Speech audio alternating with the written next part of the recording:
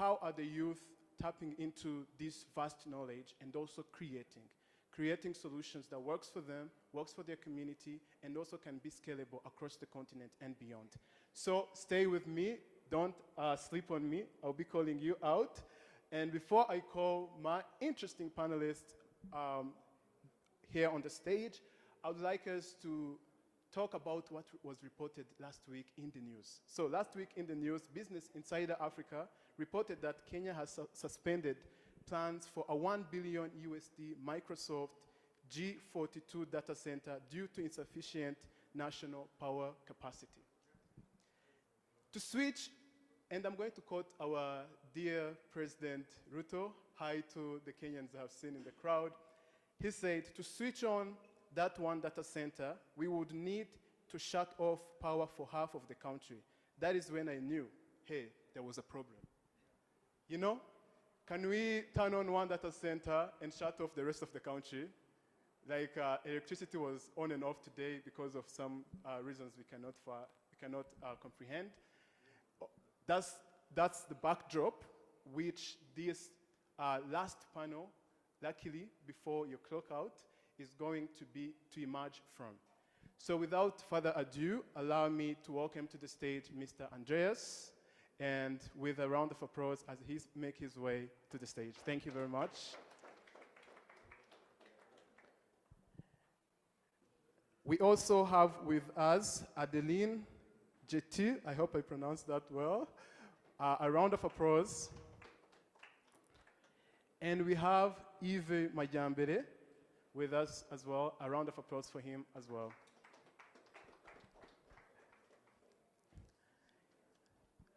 Thank you very much. Yves Majambere. Mu. Yes, Yves Majambere. Thank you very much for correcting me. So now that we have our leaders, we're going to start with the basics. I know for Mr. Andreas, it's going to be a real introduction. But if you could start with Andreas, then Adeline, and Yves. Thank you very much. Please tell us who you are, whom you represent, and the kind of work that you do. Okay. Briefly, thank you. All right. Thank you very much. Okay, let me briefly talk about another aspect of what I do. So.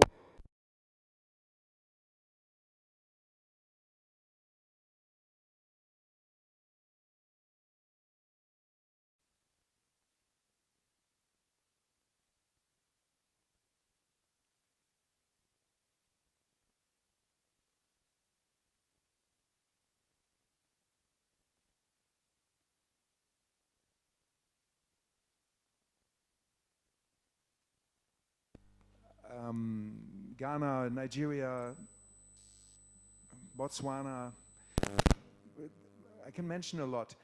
But my investment thesis is rural energy, because that's where it all starts. And if that doesn't get fixed, this is also where it all ends. And while everyone is focusing on large grid projects, meaning bringing power into the electric grid, there's still the majority of African populations living in rural areas that are not connected to the grid. So even if you build those power plants, they still don't have power. And because they don't have power, there's no productive use. And because there's no productive use, there's no economic transformation in rural areas. And because there's no transformation in rural areas, there's unemployment. And because there's unemployment, there's migration. And because there's migration, we have a problem, because they leave their blessed countries and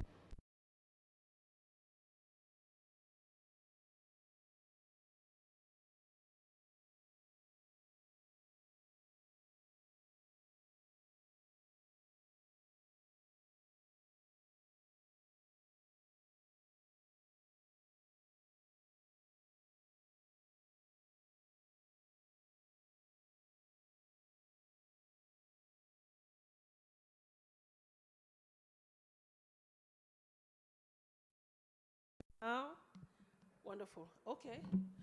I work now with the Rwanda Atomic Energy Board here in Kigali.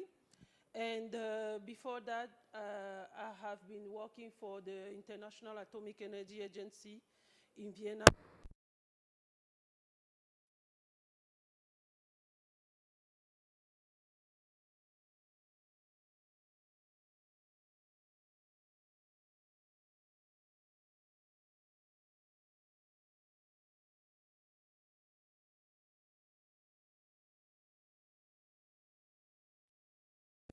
So we'll be discussing the nuclear aspect of energy, digital transformation, and legal framework.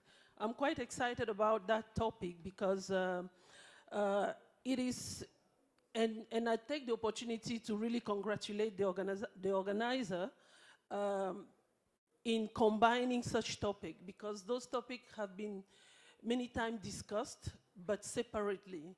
And more importantly, this time to future nuclear in this. I will see, I'm sure many people will raise eyebrow like, okay, quite curious about this, but yeah, let us engage in this discussion, and I'm very thankful that you enable to start this conversation all together. Thank you very much. Thank you, Adeline. Mr. Yves? Yes, thank you. It's a pleasure to be here with you guys. My name is Yves. I work for QT Global Software. We are a Rwandan software company, and I'm in charge of innovation, infrastructure, among other things, as well as product development. So, in short, that's... Perfect, perfect. I like it that way. The first question, which is open to all our panelists, if we accept that there is no digital transformation without reliable energy, what is today's single biggest bottleneck? I know Mr. Andreas, in his introduction, touched on that, whether it is legal, regulatory, or investment related, preventing Africa from scaling microgrids and green data centers at a pace that this decade demands. Thank you very much. Maybe we could start with Mr. Andreas and then follow the sword. The greatest bottleneck is focus and priority. You know, you gave that wonderful example of the decision that was taken in Kenya last week. I give you another great example. I'm sure all of you have heard of the Grand Ethiopian Renaissance Dam, the GERD, which is one of the biggest dams in the world. Do you know who consumes most of that energy right now? Do you know? Bitcoin mining companies. And do you know these companies, who own these companies? Chinese and Russian companies, okay? Chinese and Russian. And they are buying the electricity, and now hold your breath, at a price, you're an expert, so you know what that means, 0.02 cents per kilowatt hour. This number is absolutely flabbergasting. Let me tell you that right now in Ghana, for example, some Ghanaian maybe are in the room, the price is 40 cents per kilowatt hour. Yet the Ethiopians are giving it away for 0.02 cent per kilowatt hour for some foreign mining companies that are doing Bitcoin mining. That is a lack of focus. That's a lack of priority. All right? Once you have fixed your set of priorities, and I'm sure you'll agree to that from a regulatory perspective, and you have a clear mindset and a clear regulatory framework that is secured by the government, investments are inevitable. Because investing in energy in any African country is a no-brainer, because there's so much demand for energy. So if I'm an investor, and I am an investor, I invest in your country if I have a clear regulatory framework. You mentioned the mini-grids. The mini-grids were lacking that certainty in some jurisdiction. I'm not going to say names now, Um, uh, but that shed away or scared away some of the investors. A lack of a framework that is predictable and secure, because the downside of energy investment is that it will only pay back within a longer time frame, starting at 10 years plus, right? So I need to be secured. So the lack of focus results in a lack of regulatory framework, relax in a lack of investment. And that is why I believe focus and priorities are the first step. And I can definitely say that Rwanda is a shining example of having priority and very, very clear path forward. Thank you. Thank you very much. You raised really interesting points that we're going to expand on later on, but I'll leave the floor now to Adeline to continue. Thank you, Sam. I would like just to test the audience, and since we are here in the discussion with law practitioner, how many of you are familiar with the nuclear law? Just raise your hand. Nuclear law.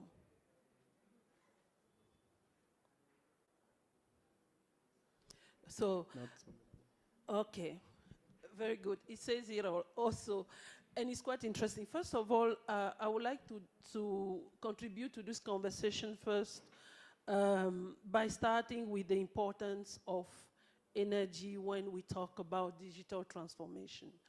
As I mentioned at the beginning, whenever we discuss this, we tend to think that digital transformation is just a program.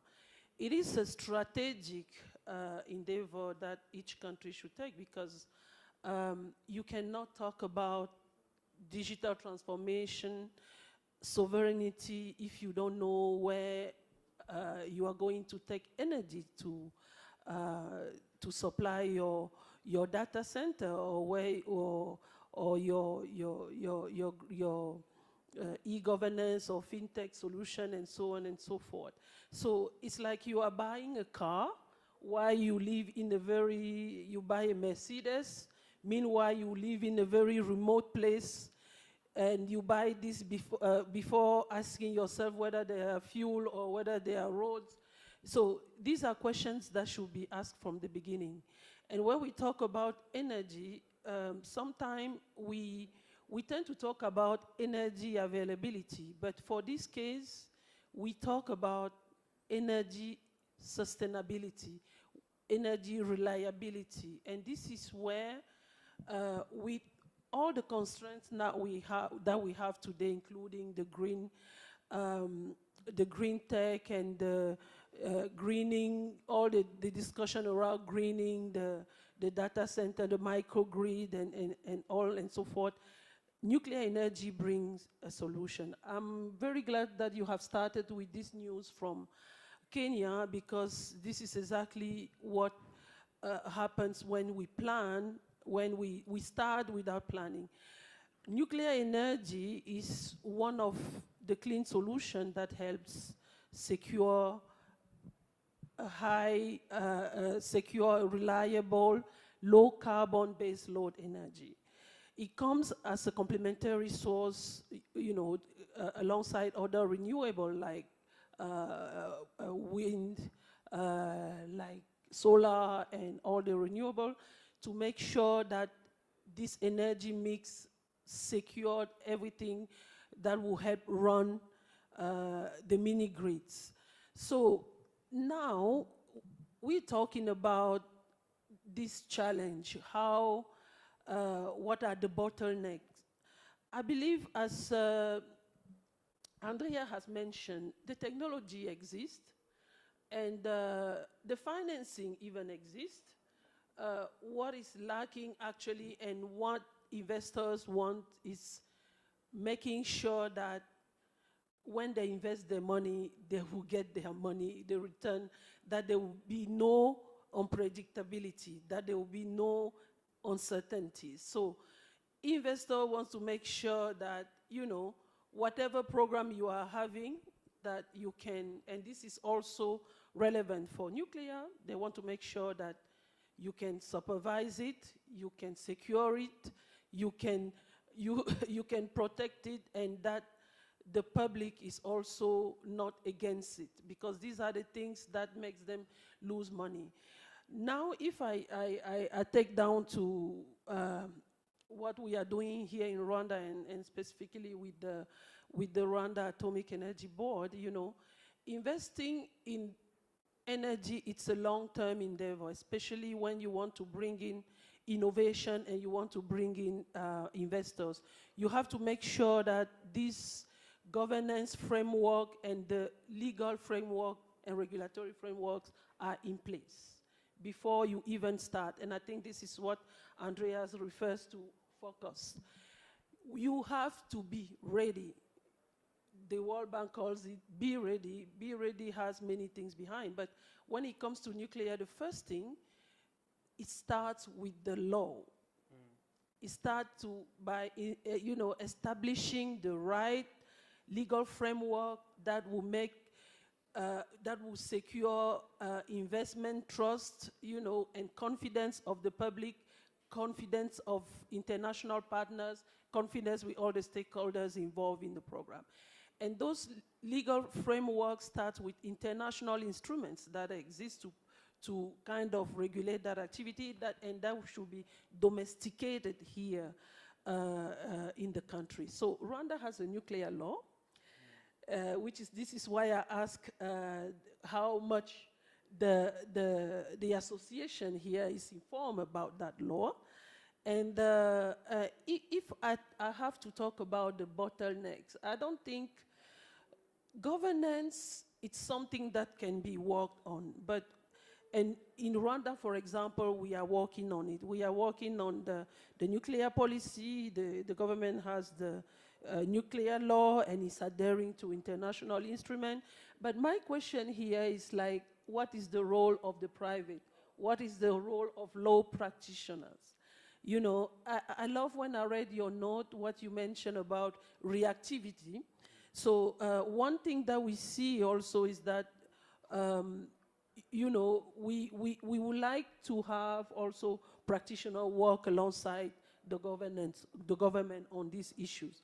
Because when we talk about investment, private, they come and they hire some of the law practitioners. So you should be also very much invested in this topic, and this is why I really congratulate that we are able to, you know, bring up this topic today. Thank you. Thank you very much. Thank you. My take, I think I would summarize it in the fact that we lack capacity, installed capacity to run these data centers for AI or for other digital infrastructure. And the lack of installed capacity is coming from different reasons, right? But some of them is planning, where some countries are not planning properly to have a certain installed capacity. And even those that plan, sometimes other people think they're crazy. I'm glad we have the energy board here. When Rwanda was talking about having an energy board and dreaming about having a reactor here to produce energy, I think some people on the continent and elsewhere thought Rwandans were crazy. You don't have uranium or other minerals here for nuclear energy. Why are you thinking about nuclear energy? But again, planning, if in 5 years we have a reactor here and we can produce a gigawatt of electricity from nuclear power, then this data center that you were talking about that is now, the plans are shelved in Kenya, could come to Rwanda. So planning, but not just stopping at planning, but executing, because there are also good plans that have that are somewhere in a cupboard and no one is talking about them, right? He talked about the Grand Renaissance Dam, but there's also the Grand Inga Dam in Congo. People have been talking about it for years, since 2002, and it has capacity to generate, if I'm not wrong, something like 44 gigawatts of electricity. And at some point, the World Bank was ready to finance, but for other reasons, the project never took off. So planning is good, but we need execution, and execution will result in having the energy installed capacity to run this data center. Thank you. While you are still holding the mic, you just touched on something that I would like to use as a stepping stone. Planning and execution. At QT Global, let me use this phrasing, you're killing two birds with one stone. So you're creating these cutting-edge digital solutions, but also you're creating employment and keeping businesses in business, you know, to run their data, to protect them from cyber security and cyber attacks, such and such. I would like to know how, from your experience, let's say the government of Rwanda and also other private investors such as Andreas can address the issue of youth unemployment, but also allow you to play a major role in the execution of such plans. Because Andreas touched on something around high perceived risks from international investors. And I'm wondering whether if we could just maybe also put into consideration innovators and founders such as you and talk to you directly and then learn as we are doing by first investing and see what works or not. Right. I think for us as a company in the ecosystem where we develop these digital solutions, we are looking at the basics. If the basics are available, then we'll go out and do what we can to make our products and try to make profit for our shareholders. And the basics in this case is talent. We're looking for talent. And where there is talent, we'll definitely hire and get that talent. But we're also, again, looking at the availability of this infrastructure. So we run solutions that are used at scale. And when they're used at scale, it means we have to deploy them in data centers. We're no longer, it's not just one server running in a room in my office, right? And so we're looking for availability of data centers and availability of compute and all these resources at data centers. So one challenge we face is, I'll backtrack a little bit. We're working in different African countries. So we're in Rwanda, but we're also in West Africa. We have operations in other parts of Africa, including Southern Africa. In some countries, there is no data center. And you go and there is no data center. So what do you do in that case? So to answer your question, what would help us as innovators would be to be in a market where we have this digital public infrastructure in place, including these data centers. In countries where these data centers exist, some of them are not up to par. So meaning, again, because of lack of energy, for example, the data centers are not very reliable, right? And the ones that are reliable have to invest extra amounts of money to make themselves reliable. What do I mean by that? In countries, developed countries, a data center will have 3 or 4 power sources that power it, and if one has a problem, the other takes over. But in some of our countries, then they have to invest in generators. They have to invest in extra generating capacity. This extra investment, in the end, goes to the clients of these data centers, and that's us. So which makes our products a little bit more expensive and less competitive compared to, say, a competitor from a different market. So what would help us is to have this digital infrastructure in place at a competitive price that allows us to be competitive and innovate and deliver to our customers. Perfect, thank you. So we need talent, availability of investors, and also digital infrastructures in place. Now, let me turn my attention to Andreas, because in your introduction, the work that you're doing is really important and core to what we discussed today, because you are keeping people in their native land, because you are creating opportunities for them so that they should not migrate for greener pasture or better opportunities.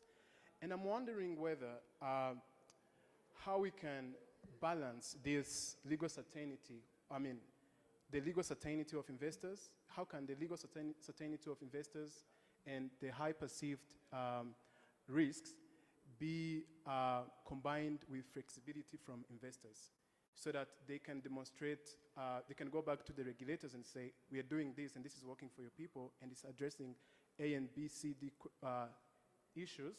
This is the reason why you should create that regulatory stability and promote transparency when it comes to policies. Okay. That's a long question.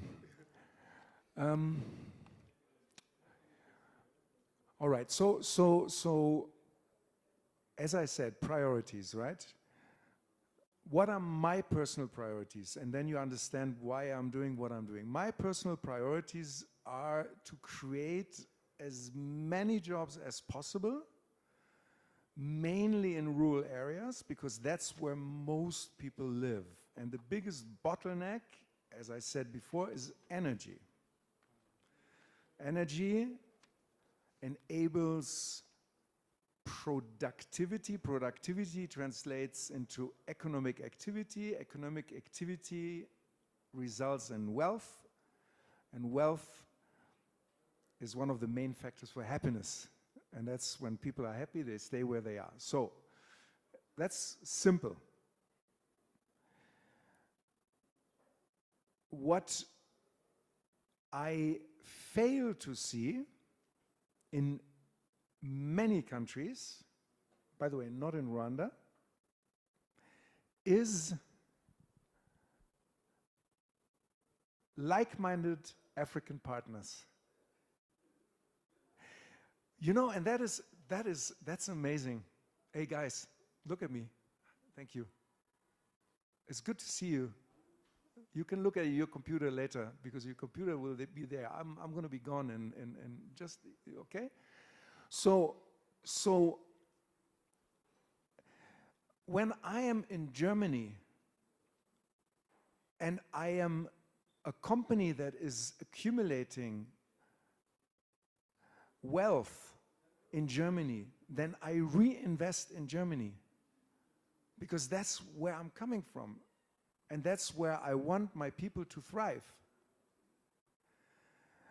In so many African countries, if there is a person that has accumulated wealth in Africa, they don't invest it in Africa. They invest it in real estate in London. They invest it in assets outside of their own jurisdiction. I don't get it. Why are they doing that? You're a young man. I know you're running around raising money. Me, as a foreign investor, the first question I will ask you, if you want me to invest in your company, is who is my African co-investor? Give me the African co-investor. Because if the African co-investor believes in your business, then that is a big part of the due diligence because they know better than me because it's their ecosystem, not mine. You understand? And I can promise you, if you bring me $10 of an African investor, I can leverage that with $100 of foreign investment. That's all it needs. But it's not there. Why is the African Development Bank financed by European and Western DFIs? I don't get it. Can anyone answer me that question? Huh? I mean, really. You know, we talk about African identity, we talk about African culture, we talk about all these beautiful things. But now, people, put your money where your mouth is. Invest in these guys. Invest in what your plans are. Show us, as foreign investors, this kind of engagement. And then the money will come because money is abundantly available. There's too much money in the market anyway. And we're burning it. We're burning it with completely senseless stuff all over the planet. And investing it in Africa, in energy, is one of the most sensible investments that you can possibly make, because you're really investing in the future of the most prospering continent that is there. All right? But I need my fellow African investors to co-invest with me. As simple as that. Now, I'm getting to answer your question, because if there's African investment that will also immediately take care of regulatory security, because do you think an African investor will invest in something that is not secure? Of course not. And they will make sure that their brothers and sisters are putting the regulatory framework in place that works and that will shield and protect their investment. You understand, there's no better to take care of this than yourselves. You take care of it, and then I contribute. That's my role. My role is not leading it. My role is to follow it. That's where I see myself. A lot of progress has been made, so you know I'm not pessimistic. A lot of progress has been made because I've been around for 20 years, and 20 years back it looked a lot more dire than it looks now. But believe me, there's a lot more headroom. A lot more headroom. Thank you, thank you.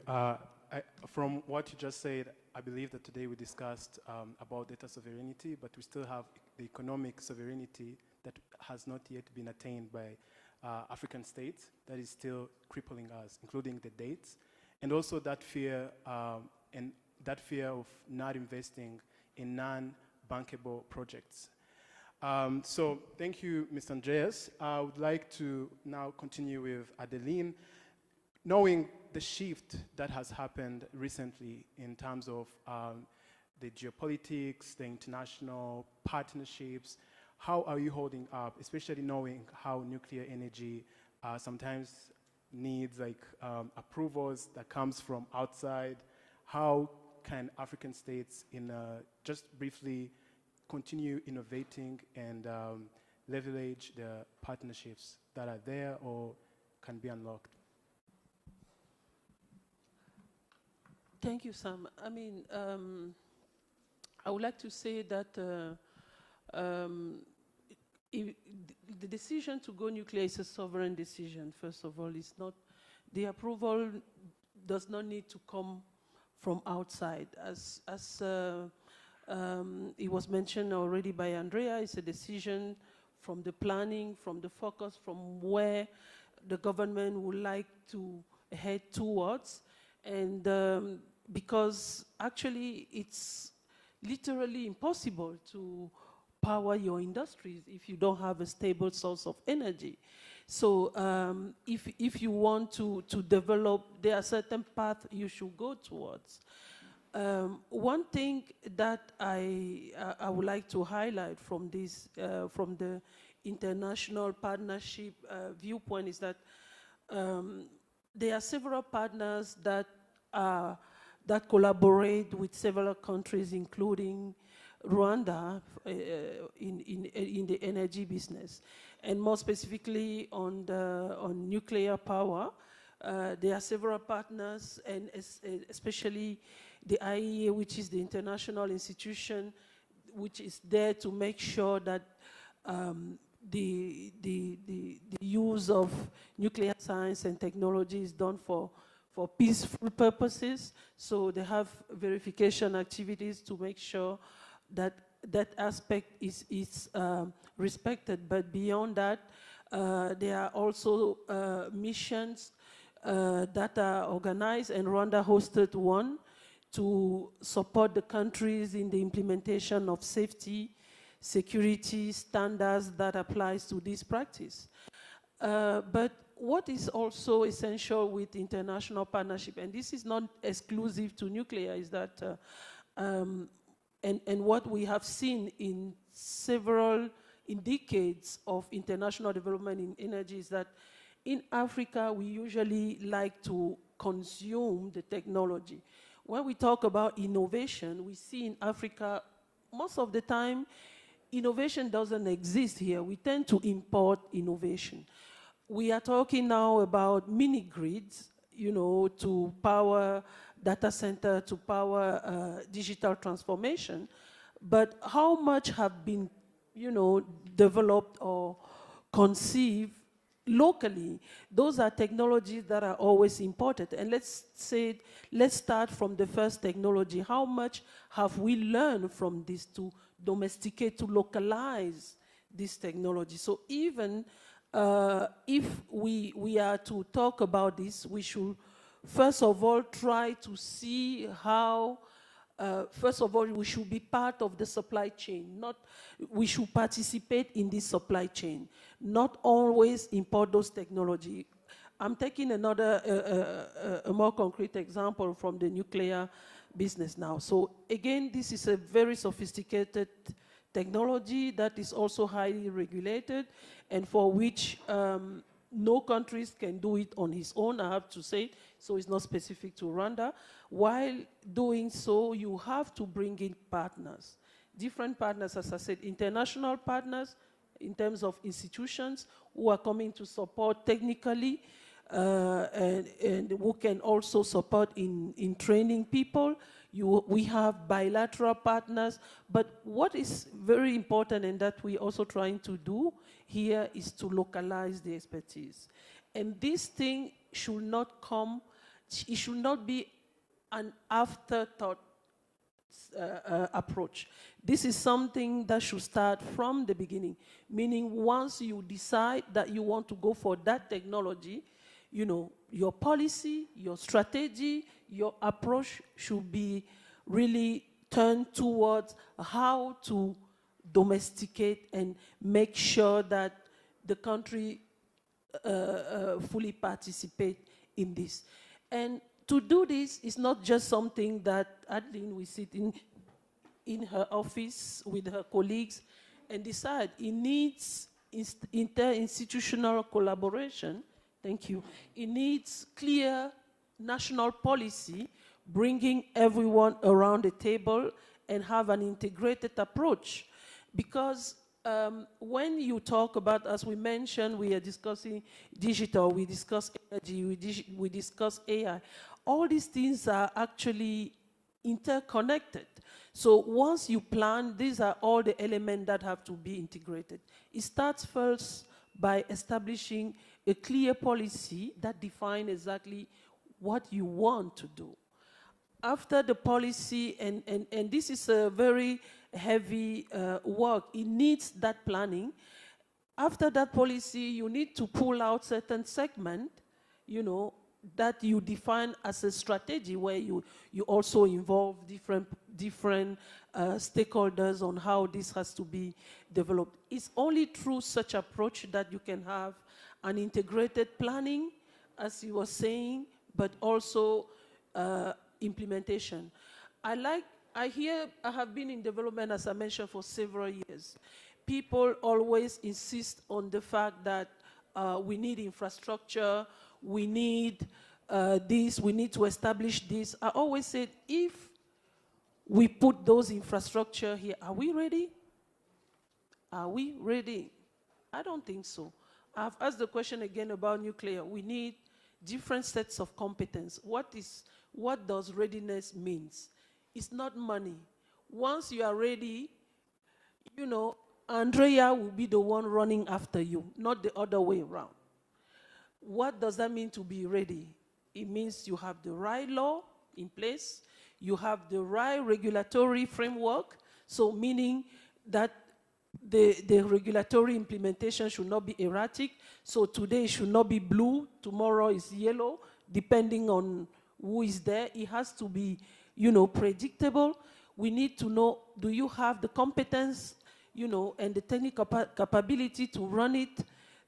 Do you have the right institutional framework, meaning the institutional that are also ready, that are tailored to what is happening?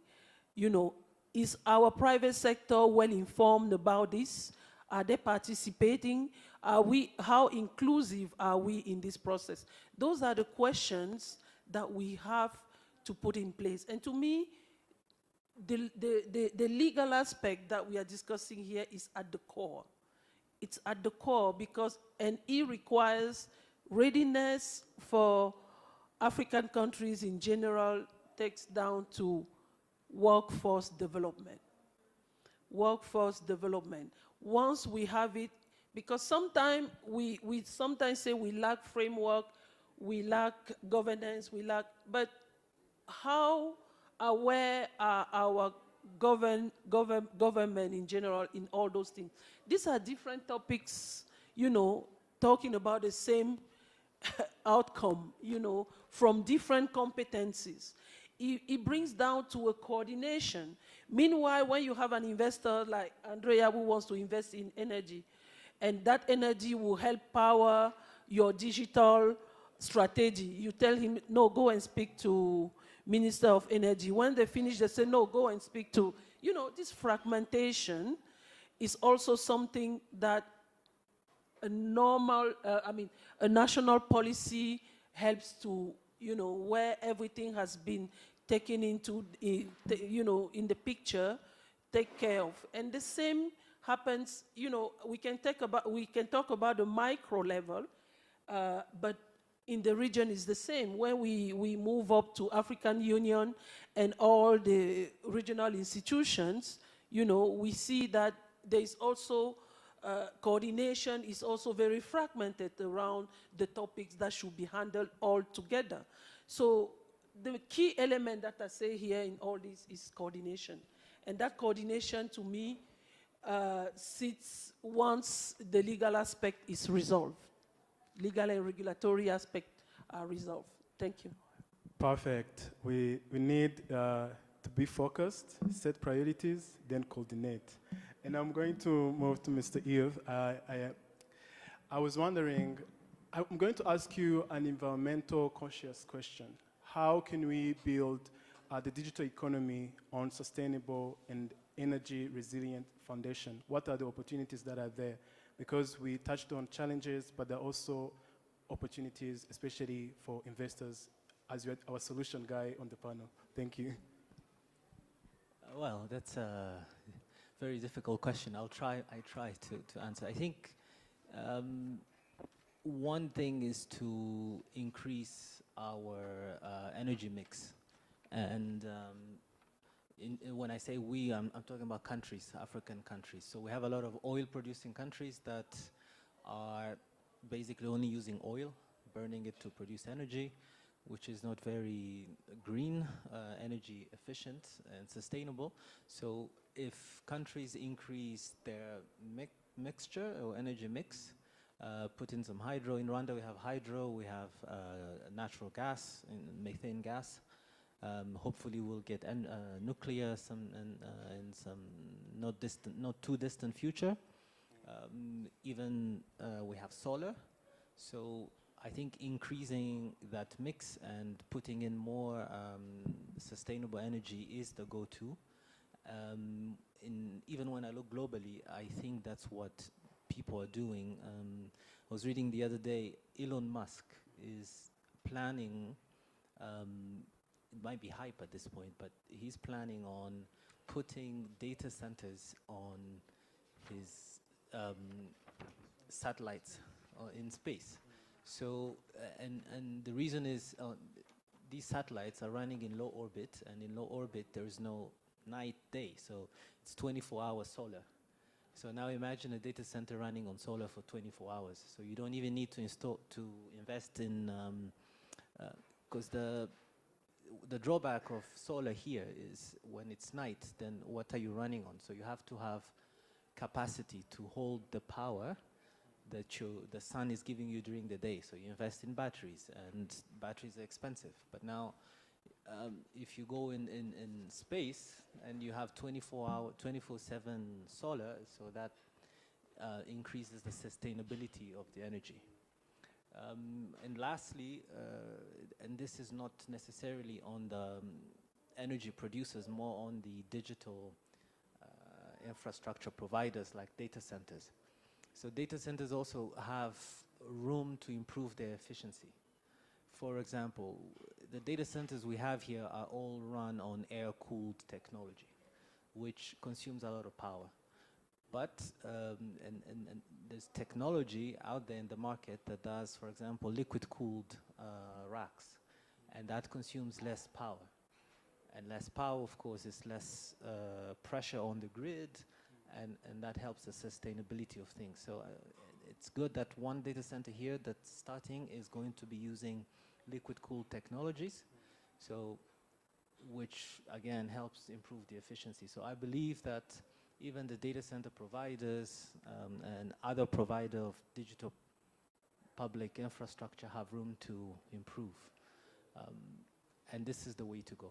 Because if you go back and you look at electricity, now everywhere we're using these LED lights. And that's because we're trying to be efficient in the energy consumption. So even on the solution side, the data center side, we have to improve on the efficiency. And that, along with changing and putting more sustainable energy sources in our energy mix, that will help make the sustainability of the solutions. Thank you. Perfect, perfect. Thank you, Mr. Yves.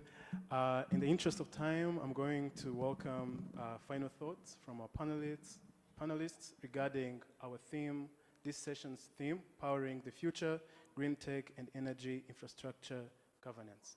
Please, Ms. Andreas. Okay, this was a good day, huh? It was a very good day. And thank you for hanging with us, and thank you for listening. And thank you also for contributing. And I learned a lot, I have to say. I really have to learn a lot. And that's the beauty about Rwanda and Kigali in particular, is when I come here, I always learn. I always learn. You guys, woof, you're ahead of the crowd, I'm telling you, for sure. And you know that. And yet you stay very humble, which is good. It's very, very good. So I think I keep it super short, and I also believe I'm preaching to the choir, so I'm not telling you anything new. As I said, priority, you said it. What do you want in the first place? Take a decision, and that decision then determines your action. This is what is a universal rule. It applies in your private life, it applies in your business, and it applies in government affairs. What do you want? What is the goal? And then take the appropriate actions. Our role as lawyers, as you rightfully said, is to put in the manual, the playbook, according to which then those actions can sufficiently and securely prosper. Once that is done, investors will come because they will see, wow, this is an opportunity. This is great, right? You have always, I mean, since I've been coming to Rwanda, which the first time I came was 2012, I see so much progress. I see there's so much happening. So I give you a lot of credit for that. I give you a lot of credit. And I have the feeling that Rwandan people, they are united, you know. You guys really want this. You know, you really want this. I come to other countries and then I sometimes ask myself, do they really want this? There's a big part that doesn't really want that, you know. They want something completely different, you know. Which, for example, now is a big problem in Ethiopia, yeah, which is also a country that is very dear to me, very, very dear. My first investments were in Ethiopia, but now there's so much internal conflict. And the skepticism of investors now is high. You know, we go like, oh, we don't know. But Rwanda is stable. We call it the Switzerland of Africa, because it's so secure. And you also have beautiful mountains and beautiful nature and all of that. So I look forward to tomorrow. I look forward to the second day. I look forward to spending more times. To my legal colleagues, I really encourage you to get the most out of this. You have fantastic panelists, fantastic speakers, great people. Just pick their brains. Just take advantage of us, squeeze us out like a lemon, and then make use of it. You know, that's how it works. That is really how it works. Thank you very much to the organizers. Thank you for having us. Thank you so much.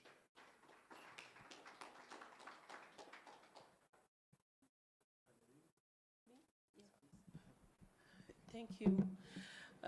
Yeah, I would like to thank all my co-panelists, and thank you for bearing with us. It hasn't been easy having such a session at the end of the day, but I think it was a quite interesting one. You know, I would like to share with you an information. You know, Rwanda is hosting, after the CEO forum, one of the big in Africa, the Nuclear Energy Innovation Summit, hosted by His Excellency himself, where we will be welcoming many high-level guests to discuss, and the topic this year is about financing. And because in nuclear, one of the critical elements is financing. And you know why it's financing? It's not because the money is lacking. It's because of what we just discussed. How do we make sure we de-risk this sector so that the investors can come? How do we make sure we meet all the elements so that the investor will come? And another area, and that I would like to share also with this network, this group, is please come closer to this sector. It is closer than you may believe. And in Rwanda, for example, here in the country, we still rely on international partnership to train nuclear lawyers, for example. And this is not a sustainable approach. We can start with assistance, but if we remain under assistance, then there is a problem. And the best people to own it, you know, is actually you. And of course, the government does its part, but it goes faster when you get involved, when you include those topics also under your research. Because innovation, one thing that we did not discuss and that I would like to also emphasize, that I see here, people like to talk about innovation. Innovation comes from research. It's while you are trying something that you discover something else most of the time. This is how innovation comes. And when you see, for example, these mini-grids, data center, these are being pioneered in all the big countries by the richest people in the world, by the way. Bill Gates is investing in small modular reactor, which is the technology that we try to bring in Rwanda. Jeff Bezos, all these big millionaires are investing in nuclear technology. They are betting on nuclear to be able to run their data center beyond, you know, on Earth. You know, outside in the space is something else. But on Earth, you know, they are betting on nuclear to run their data center. It means this is the vision that they're having. They understood that this is the only reliable and stable source of energy that can actually sustain this sector. And with that research, they are already far, far, far ahead, you know. So stimulating research, even through publication, through interest, I think this is something that I would like to, you know, share with you as we close this session. Thank you very much.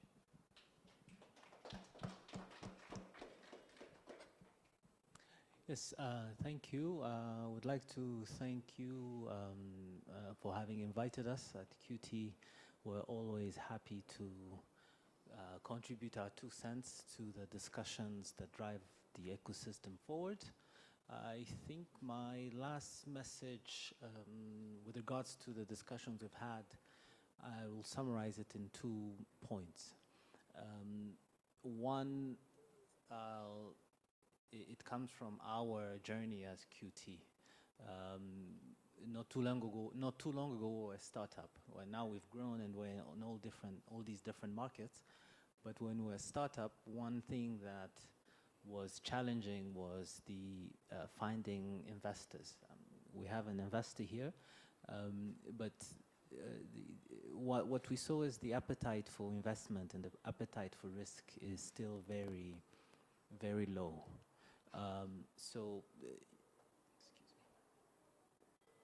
you're talking about de-risking the investments. That's very, very important and very good. But I also think that we need more investors who are not averse to risk, who are more pro-risk. I think you were talking about Jeff Bezos. Jeff Bezos, they asked him why does the U.S. Why are U.S. companies are more innovating than the rest of the world, and he said it's because of private equity and their appetite for risk. So they put capital, and I don't know, 1 out of 10 succeeds, and it becomes a $1 trillion company, but the rest don't succeed. So I think we're lacking that, and I don't know how to de-risk that. Maybe that's where the legal framework comes in. That's where investors like Andreas and others, we meet, we mobilize them and sensitize them to invest and take on more risks. So yeah, that's I think my last closing comment. Thank you. Thank you once again, and without being said, and that's where we are going to conclude. I think it was a rich conversation, and you learned a lot from our great leaders. Thank you, and see you tomorrow and next year. Thank you very much. I'm going to pass the mic to Arnold.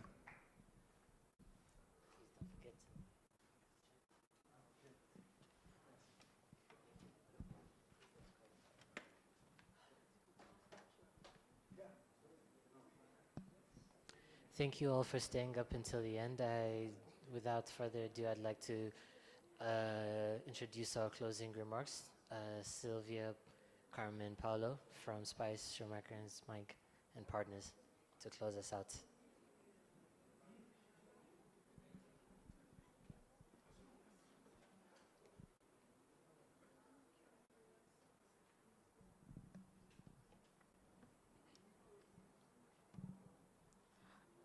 Thank you all for being here today. Tomorrow we will have more. As we come to the close of today's section, one message has consistently emerged across all conversations and presentations. Africa must prepare for the future of technology and actively shape African digital transformation. Today's conversations challenge us to move beyond abstract discussions about AI, digital transformation, and innovation, and instead focus on practical African-led implementation. We began today with Stella Muhungi, who emphasized that African sovereignty means ownership of data, control of innovation, and building technologies that truly reflect African reality and context. That vision carried into far-sighted shift from data to identify building cultural inclusive AI for African language, where Aldas Nyonkuru and the moderator Naim Patrick highlighted the importance of upskilling and reskilling in response to emerging technologies. We then move into a series of insightful presentation where Andre van Jaswert introduced us the era of the legal orchestra, offering a compelling perspective of the future relationship between law and artificial intelligence. Then, Mark Pillai explored the AI gap, reflecting on the reality of two very different worlds emerging in the AI era. And we also had the honor of Chepo Mokgolo, I guess I'm spelling correct, who introduced us the AGS. Then we start with our panels. Our first panel conversation was related with the future of the legal practice, with focus, of course, in AI access to justice and the AI-assisted lawyer. That conversation brought together Nisizun Karungi, Joan Mutesi, Gislian Bisamaza, and our moderator, David Begui. One of the strongest takeaways from our like us, like junior lawyers, was that remind us that AI should not be seen as an enemy, especially for us, but rather as a tool, one that can enhance efficiency, accessibility, and innovation when used with responsibility. Following concern with that future of practice, Andreas remind us of some of the virtues of lawyers, such as the ability to build trust relationship, being able to listen, which AI will never be able to help us. We then transitioned into our second panel, the creativity code, IP governance in the age of generative AI, featured by Judith Ogana, Mukyu Kanyankore, Yui Amuli, and Jonas Pagner, and moderator by Fabiola Uera. This was an engaging conversation with a cultural, creative, and intellectual property focus. Finally, our last panel related with powering the future, green tech, and energy infrastructure governance with Andrea Spies, Ivis Muyambi, and Adeline Dejuti, and of course our moderator, Samuel Ngonga, remind us something that is really important, as there is no digital future without energy and infrastructure. Through all these sections, one thing became clear. Africa investors, policymakers, lawyers, technologists, creators, and entrepreneurs must work together to have control of the African digital transformation.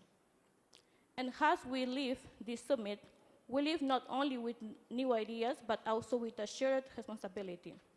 The continent has the opportunity not only to adopt emergent technologies, but to shape them according to African values, African realities, and African aspiration. That means investing in local talent. It means protecting cultural and linguistic diversity. It means building ethical and inclusive legal frameworks.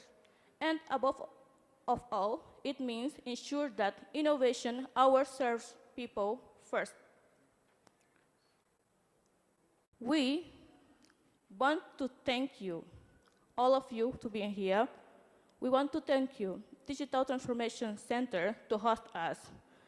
Thank you to speakers, moderators, organizers, partners like Legal Talk Africa, Wanda Bar Association, CM Advocates. We want to thank you, guests, participants, the photographers, the cameraman, and of course, the catering.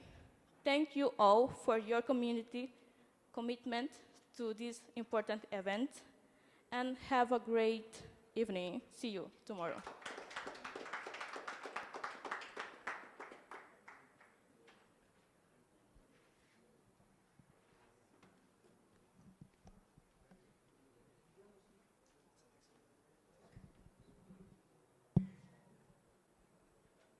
All right, just a quick reminder for the law firms who have signed up to attend the workshop tomorrow.